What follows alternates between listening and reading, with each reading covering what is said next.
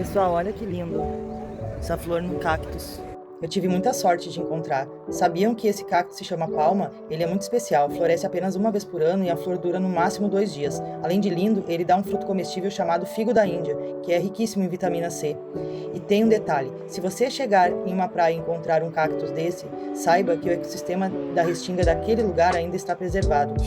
Eu achei Rio das Ostras um paraíso escondido que quase ninguém conhece, com praias bem rústicas.